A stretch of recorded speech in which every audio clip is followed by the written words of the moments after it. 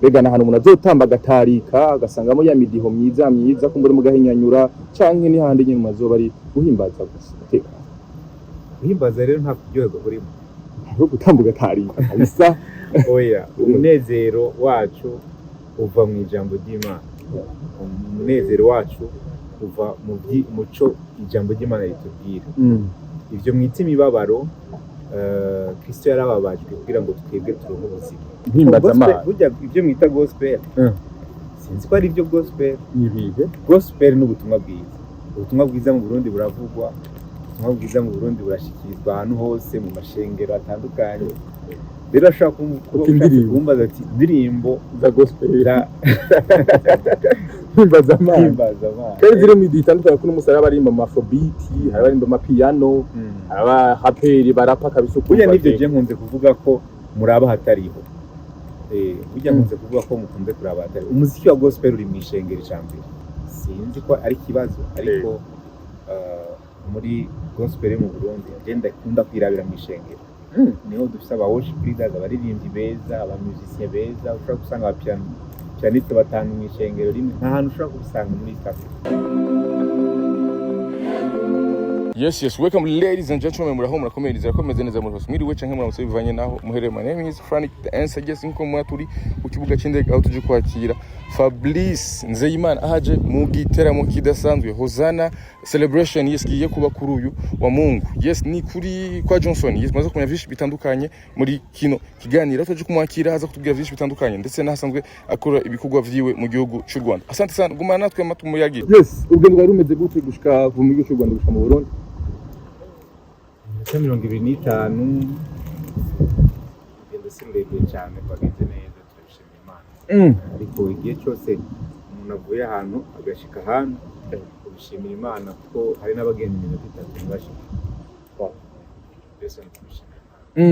hagiye kiri munyagiheze wari uri ngahanya mu Burundi kandi ndari mufasha wa Yehova ngahanya nyine mu Burundi ibikorwa bya rere tu kwamamuza bisiguki kuri mwebwe oya igihugu igihe cyose kiduhamagaye turitaba kuko hano ni mugira nta wundi tubasigira ni iwacu igihe cyose ari igikorwa gikenewe ko tukibamo ni ibintu tutiyumvira kabisa ni kubera ijambo ry'Imana riba ari byinshi cyane gusumba canke ni kubera ko n'ubundi bari kubera ko ari muhira biroroha cyane gutaha ko ari muhira nta bandi none turi tegereza abanyamerika kandi Imana itabatumye mu Burundi twe hano twafise responsabilité kuko niho twataye uruzogi mu gihugu cacu ikintu cyose gikenewe ko tugira ico dukoze mu gikorwa c'Imana twumva ari priorité yacu ibikorwa nyizina bazanye mbega nibihe muri kino gihe kandi tuje mu gikorwa kidasanzwe ca Hosanna celebration ni igikorwa abantu benshi bamaze kumenyera aho turirimba indirimbo zo mu gitabo twita Cantique. Izo ndirimbo ni indirimbo indirimbo z'urufatiro mu byizegwa by'ishengero rero kuba ministeri ya RPM benshi barayizi ikorera mu kino gihugu cacu ntara zose z'igihugu kuba yariyumviriye gushira hamwe abaririmbyi batandukanye kugira ngo dukore izo ndirimbo zo mu gitabo urabona kurunganwe uyu munsi benshi bagenda bazibagira ni byiza rero ko tubyitabira kandi izo ndirimbo tukaziha ubundi buryohe zikazobandanya zisamirana mu mashengero no ku mbuga nkoranyambaga. Ni mu giteramo cyangwa mu gikorane kizuba kirimo abarinzi b'Impimbaza-Imana batandukanye ariko kandi macaye baza ati mbega none bazaje kuri indirimbo zo muri Cantique gusa indirimbo zabo twabakundiye ko ntazo tuzumva oya ikituzanye ni Cantique kandi Cantique irikwiye irimo uburyohe budasanzwe Cantique irimo indirimbo amajana n'amajana urumva iki gikorwa gihagaze cyane cyane kuri izi ndirimbo za Cantique indirimbo zatureze twese indirimbo novuga ngo muri zo usangamo ubutumwa bwiza cyo rero ntagira abantu biyumvira ngo ni za ndirimbo ngo zo kukarago ngo ni tuzoza ngo ziba zimeze nabi oya Hosanna celebration akazi kacu mu kuziha ubundi buryohe kugira ngo n'urungano rw'uyu munsi rwisange muri izo. Yes, nicyo kintu nyagomba ati ko kantike benshi bavuga nyine ko indirimbo zo karago, indirimbo z'imibabaro, indirimbo umengo baratekanye, umengo indirimbo zo kwibuka ubuzima bubi umuntu yaciyemwo, bega na hano umuntu azotamba gatarika agasangamo ya midiho myiza kumbura mu gahinyanyura canke ni handi nyine mazoba ari guhimbaza gusa tekana. Guhimbaza rero nta kuryoherwa burimo, ari gutamba gatarika kabisa. Oya, umunezero wacu uva mu ijambo ry'Imana, umunezero wacu uva mu muco ijambo ry'Imana ritubwira. Ivyo mwita imibabaro, Kristo yarababajwe kugira ngo twebwe turonke ubuzima. Rero iyo turirimba kubambwa kwa Kristo, iyo turirimba ugupfa no kuzuka kwa Kristo, umukristo naho akura umunezero, kuko indirimbo zo mu gitabo ziratwibutsa n'ivyizigiro dufise byo kuzobona umwami, kuzobona umukiza. Nta munezero urutuyo, nta munezero woza uruta kumenya by'ukuri yuko twakijijwe kandi turiko turaja mu ijuru. Hari icyo uzana celebration edition ya mbere yabasigiye, ino edition igira kabiri abagiye kwitaba kino giteramo ku munsi w'Imana ku Muhingamo bitegeke. Icyo uzana celebration edition ya mbere yansigiye nuko kino gikorwa agenda gifata nk'igikorwa kizohuza amashengero yo mu Burundi. Urabona ibikorwa byinshi biraba, turatumirwa ahantu henshi hatandukanye, ugasanga umwe wese ari ukwiwe, umwe wese akora ibyiwe hano na hariya, ariko cyangwa ugasanga turiko tunaririmba n'izo ndirimbo zacu, umwe wese yateguye utuntu twiwe, ariko igitabo ca kantike kiduhuza twese, yaba umuto, yaba umukuru, yaba umupanekote, yaba umuvivante, twese kijya gitabo gitukura twese kiraduhuza. Rero je ndabifata nkaho iki ari gikorwa c'ubumwe bw'ishengero rya Kristo. Niyo mpamvu ndagifise ku mutima, niyo mpamvu iyo bakimbwiye ntirirwa ndanabaza ngo ntiryari, mvuga nti ndaje, kuko numva ko harageze ko ishengero rya Kristo duhurira hamwe tugakorera hamwe by'ukuri, ubumwe bw'ishengero bukaboneka bukagaragara mu gikorwa dukora. Yes, ni ku munsi wa Mungu itariki 28 aho ari cyo cyane kigiye kubera isaha 11 z'umuhingamo. Ni igice cyo umuntu agomba akaza mu gikora Kristo. Ni igikorwa genda ndababwira yuko uko nabibonye muri edition ya mbere nuko ndabibona muri edition ya kabiri igiye kuza.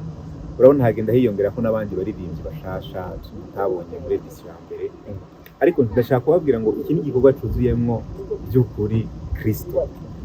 Nta bindi bintu muzoza kumva, nta kindi kintu kizoba kituzanye atari Kristo, no kumuhimbaza no kumushira hejuru mu ndirimbo twese dukunda, twese tuzi.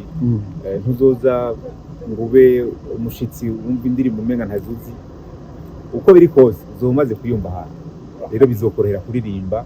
Ariko na cyane RPM benshi ntibabizi, ariko je maze kubona ko niyo bande ya mbere hano muri Bujumbura ifise ama instrument yose baririmba, hakabamwo ama violon, hakabamwo ama saxophone, hakabamwo ama flute, hakabamwo chorale nini nka kujya tubibona muri Zaburi 150.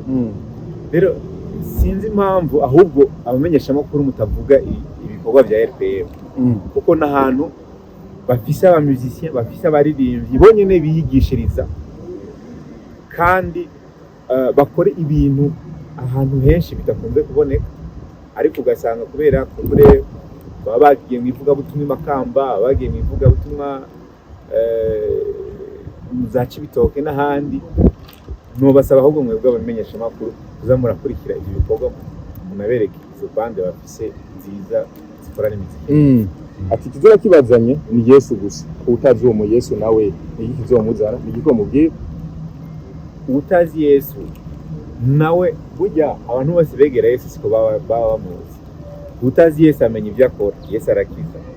Utazi Yesu azoza aje kumviriza iyo miziki nkuko nabibabwiye, hazaba ari umuziki mwiza, twese niyo tuzoba turi ariko Yesu azomusangaho kuko niwe invité d'honneur wa mbere, niwe mushitsi mukuru, kandi ahashitse abagwayi barakira, ahashitse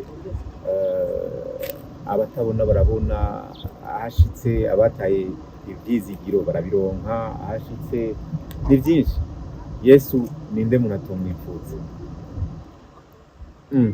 Fabrice, ni nyuma y'imyaka myinshi kumbure udakorera indirimbo mpimbazamananga hanya mu Burundi, ariko kandi gospel mu Burundi iri ku rundi rwego, kuri wewe uyibona gute? Si byemerwa ngamu kucenda ega ari kumaza imyaka umaze imyaka udakorera ibikorwa byawe mu Burundi, uza uje gukora ibindi bikorwa, ariko siho bikorera bwite. Gospel uyibona gute? Gospel ushatse kuvuga umuziki mpimbazamananga. Burya ibyo mwita gospel sinzi ko ari ibyo gospel. Nibihe? Gospel ni ubutumwa bwiza.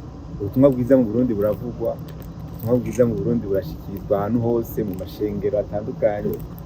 Rero ashaka kumbaza ati indirimbo za gospel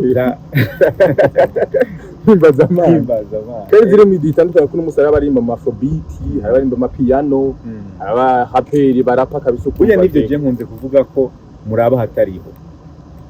Burya nkunze kuvuga ko mukunze kuraba hatari. Umuziki wa gospel uri mu ishengero icambere, dimanche kwa gatatu kwa gatanu muri louange. Umuziki wa gospel mu Burundi je nshatse kuraba naho ngenda, kandi nsanga aho hantu mu malouange yacu yo kuwa gatatu kuwa gatanu abakora sinzi kuwa kabiri, niyo hantu hambere muri kano karere usanga hari umuziki mwiza cyane. Kuba utarashika kuri YouTube kuri bamwe sinzi ko ari kibazo, ariko muri gospel mu Burundi agenda kunda kwirabira mu ishengero. Niho dufite aba worship leaders, abaririmbyi beza, aba musiciens beza, ushobora gusanga pianiste batanu mu ishengero rimwe, nta hantu ushobora kubisanga muri East Africa. Kubwa Hosanna celebration ku munsi w'Imana, abakunzi ba gospel bitege guhezagira Imana, bitege kandi ibikorwa byiza biciye muri bano bantu bose bateguye.